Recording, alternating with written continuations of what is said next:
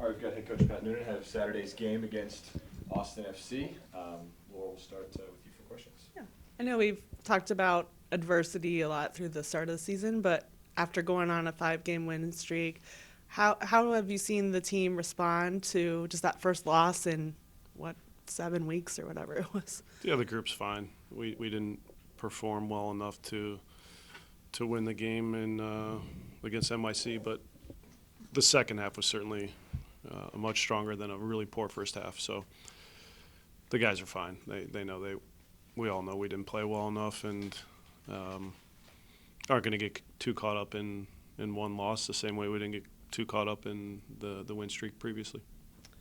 You guys don't play Austin every year, but when you do, it's hard not to kind of remember that first game against Austin. Probably one you'd like to forget, but can you kind of almost, I don't know if smile is the right word, but when you look back on that and see how far you guys have come just as a club and just the progress that the achievements that you guys have made since then, can you look back on that and smile a little bit? I haven't thought about the first game, even with our preparation against Austin this go around. So,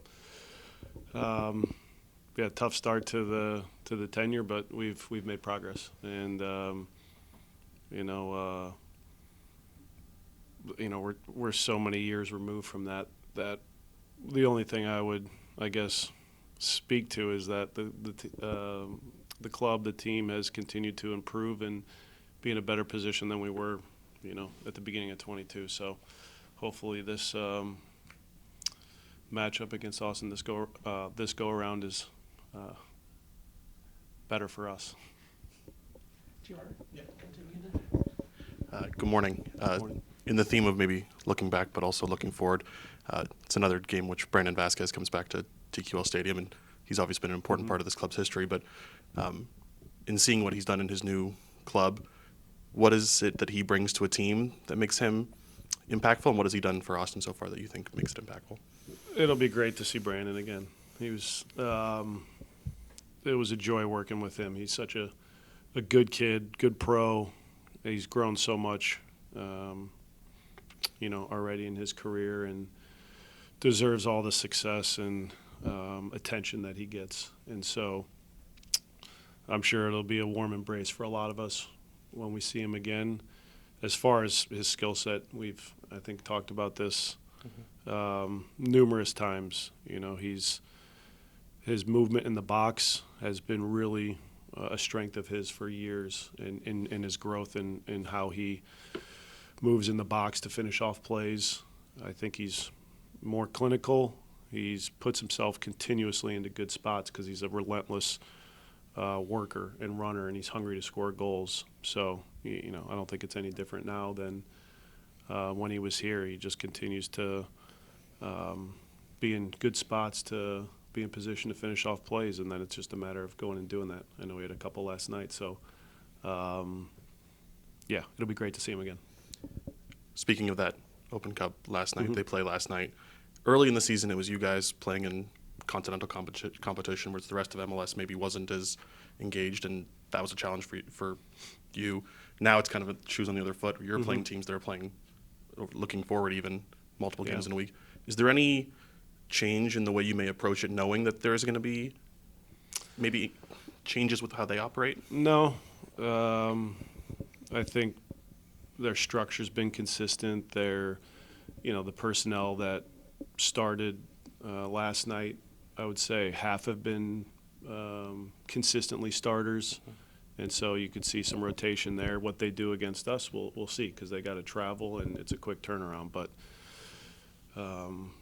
we have to approach this game the same way we would approach it had they not been playing midweek, and so understand their strengths and what we can see, and then hopefully when we talk about just us and not even talking about the opponent, what do we need to do better? And I think after a couple days of just talking through that, our group understands some of the areas that have to improve if we want to continue to move in the right direction and perform better. A standout part of what they've done this season seems to be on the defensive side of the ball. What has in your eyes, been where they've been able to succeed the most to look as good as they have?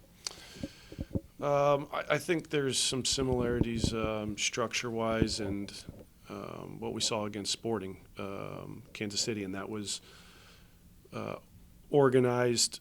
You know, at times they'll step up. At times when they're dropped off, it's about, you know, their pressing ideas, their pressing moments, and so, you know, it looks like there's a clear understanding there, and that varies or has varied game to game depending on the opponent. So defensively, you know, good stability there, but on the other side of the ball, they can hit you quick in transition. They got, you know, a dynamic front three, technical, midfield who can control the tempo of the game and play under pressure. Outside backs that have good engines to get up and down and support the attack in different ways. So physical center backs. So yeah, it'll be a good test for us. Hi, Coach. James Irvin Inquirer. Just to kind of talk about with Pavel and Obi missing last week, and then you getting back in the form. Just talk about where they are right now. Obi's day to day. He had a challenging week where we thought he was, you know, maybe further ahead, but he knows his body and he was a little bit off, and nobody felt it was necessary at this stage to take risk, and so his last 2 days have been very promising. So hopefully he's back in the mix. Good to see Yuya get more minutes. We were always going to have 45 as where he was going to be capped at, so whether it was as a starter or as a reserve, we ended up deciding to start him. He came out of it in a good way, and, you know, Pavel unfortunately just missed the time because of, going into concussion protocol, so he's available. Okay, and then, again, just talk about the defense as good as Austin's and the way you struggled on offense last week. Just talk about shoring up your execution and how that's going. Yeah, 2 different games and 2 different opponents, so we have to, be more decisive in the moments where we break pressure. I thought at times when we were able to, against New York City, get into good spots where we could run to goal, how we run to goal, the execution of the pass, all of that has to improve. And so we worked on that a little bit in the last couple days, especially when we can attack in open space. Just getting us more confident and more decisive in understanding how to go to goal. And, that's not always easy. There's certain freedoms that our attackers are going to have depending on how we get into positions to go to goal. And, I use Evander as an example of some of the moments where he's able to break pressure and he's running to goal. What does our attacking movements look like? From central positions, from wide positions, to get us in better positions to get in front of goal and create chances. So those moments can get better for us, and hopefully we see an improvement this weekend. Going back to when you were missing Obi and Pavel, I thought it was a little interesting that Steven Jimenez wasn't on the bench. Is there any? We haven't really talked about him. Yeah. Like where is he in his development? Do you see him contributing at any point? Steven's behind a very strong midfield, and when all those guys are healthy, there are skill sets that they provide right now that I think are ahead of Steven, and that's not a knock on Steven.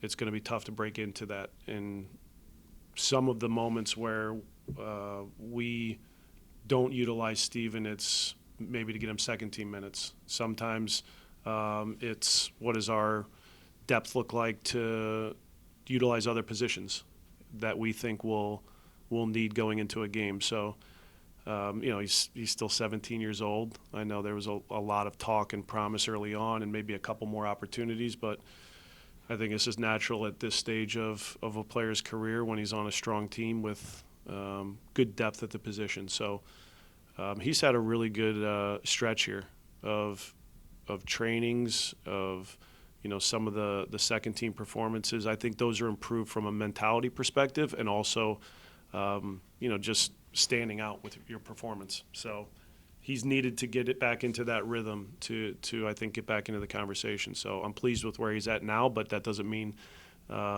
that minutes come because you're performing in a better way. Because I think, like I mentioned, those names that are ahead of him, I think, are also performing pretty well. We talked with Tyrone Marshall yesterday, and he mentioned Mhm. like noticing that maybe a change in attitude. Like, Yep. was there any hesitation in putting him into team games where he's been kind of at that stage for a while? Like, is there any negative to, or maybe like negative feelings around maybe sticking with that team as long as he has? No, but there's also, I think, a shelf life of how challenging it might be for a player to, be in a first-team environment and then go get, minutes with FCC too. But it's our job to manage a player's expectations and help them understand the importance of games in their development. So there was a stretch, I think, where, Steven had stuff going on, off the field as well that was challenging for a young kid. And it was important that we were here to support that. And so I would say that played into it more so than, Steven's mentality of how he would, step on the field. So it's in a much better place now, but I think it's completely normal at that stage of a player's career as they're, maturing and trying to figure out how to be a top pro. And can I ask one more about Alec Kann? I know it seems like he's been more regularly in training. Is he to a point where he's pushing for that backup job, or where do you see him kind of in his recovery? He's close physically. There was a stretch, and I know it was a tough little moment for Alec because he had worked so hard to come back, and there was just information that we gathered where it felt like he was at risk with just the the discrepancy, I would say, with kicking and strength. And so we tried to address that, and naturally there's early disappointment and frustration, but he handled it really well and has worked hard to get back to the point that you're talking about now. So timeline, I don't know. He just needs to continue to progress and get that strength in a way where we're not concerned about his physical being when the time's right. So he's had a good, I would say, 10-day period where he's checked some boxes, but there's still a little ways to go. What that timeline is, I'm not sure, but he's been very good in training, and his leadership, the way he speaks, I compare him to Matt and Nick when they're on the field, because it's just a different level of communication, of game understanding and providing the right information at the right time from his position. So that part's been really strong. Thank you. Pat, Datto seemed to put together another strong performance this past weekend. Another in a line of, I guess, getting back to DC could be considered strong performances. Is he starting to show you something maybe a little bit different as to how he can contribute to the group and what his impact might be this season? I wouldn't say it's different. We've seen glimpses of this with Datto previously. I think there was a stretch, maybe it was leading up to the New England game, I think, where I was maybe a little bit hard on him in the lead up to the game, and that was as far as a couple training days, and he responded really well, and took his game minutes and maybe some of my ways of challenging him in the right way, and as a result, improved even more some of his training habits, consistency, and then expectations of when you step on the field, because it's not about just getting the minutes. It's what are you doing with these minutes and not taking these opportunities for granted, because there's a lot of good attacking pieces similar to Steven right now that maybe are ahead of him, and he has now changed the conversation a little bit as far as earning more minutes, but I'll still challenge him to finish off more plays, because that's an important piece of his game that can improve. But very pleased with his NYC minutes and those DC minutes as well. I guess I could ask the same question about Brian and just playing time he's had. He's always seems to be filling in for someone else, and he's had a lot of starts lately and done well. So just talk about him. Well, Well, there was actually a stretch. I wouldn't say he was filling in for anybody. He earned it. He was a starter for a reason. We were, I would say, struggling in different ways to attack and score, but we relied on our defensive structure and individual players to pick up the slack, and Brian was one of them. He's been very good for us, and so I think that's gone back to preseason and how he's integrated himself into the group and earned his time. So we have good midfield depth right now with Obi on his way back, with Pavel obviously back from the concussion protocol, Yuya back. So it's a good problem to have because we're going into a busy stretch and we're going to need to rely on all these guys. But Brian's been very strong for us.